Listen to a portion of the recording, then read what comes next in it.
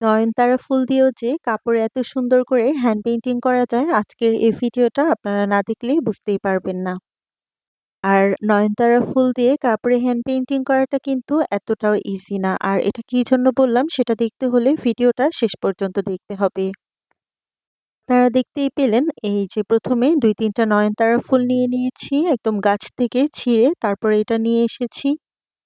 তারপরে একটা সাদা টুকরো কাপড় নিয়েছিলাম, সেটার মধ্যে এখন হ্যান্ড পেইন্টিং করব। এইজন্য ১ম এ আমি রেডি অ্যাক্রামিন কালার নিয়েছি। সেটা হচ্ছে এই যে দেখতেই পারছেন পিঙ্ক কালার, সেটা দিয়ে এভাবে ফুলের মাঝখানে বা ফুলের পাপড়িগুলোতে ব্রাশ করে নিয়েছি। তবে নয়নতারা ফুল এতটাই সফট, খুবই নরম, তাই এটা দেখতেই পারছেন এটা পেইন্টিং করতে বা ছাপ দিতে কিন্তু একটু ঝামেলা হচ্ছিল। যখন পাপড়িগুলোতে কালার লাগাচ্ছিলাম তখন পাপড়িগুলো একদম নরম হয়ে যাচ্ছিল। যাই হোক, অবশেষে এটা ছাপ দেওয়ার পর এরকম একটা লুক চলে আসলো।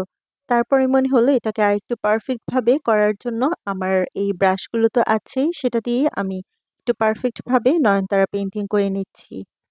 কাপড়ে যেকোনো কিছু দিয়ে ছাপ দেওয়াকে ব্লক পেইন্ট বলা হয়ে থাকলেও আমি যেহেতু প্রতিটা কাজের পরে একটু ব্রাশ দিয়ে ফিনিশিংটা আনি, তাই এটা আমার কাছে হ্যান্ড পেইন্টিং।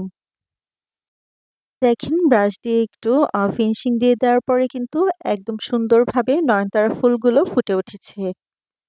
ফুলের সাথে কিছু পাতা নিয়ে এসেছিলাম, সেগুলোতে এভাবে সেম ভাবে কালার করে দিয়েছি।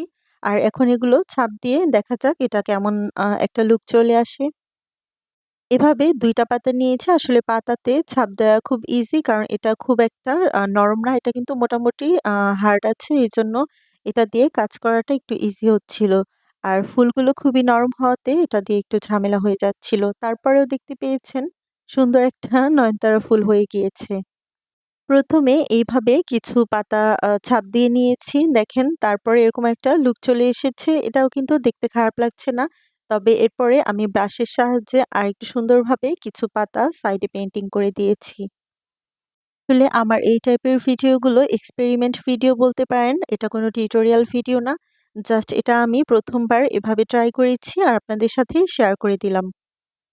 এই যে মাঝখানে এখন ছোট, ছোট হলুদ কালার রেনু দিয়ে দিচ্ছি। এতে করে নয়নতারা ফুলগুলো অনেক সুন্দরভাবে ফুটে উঠবে।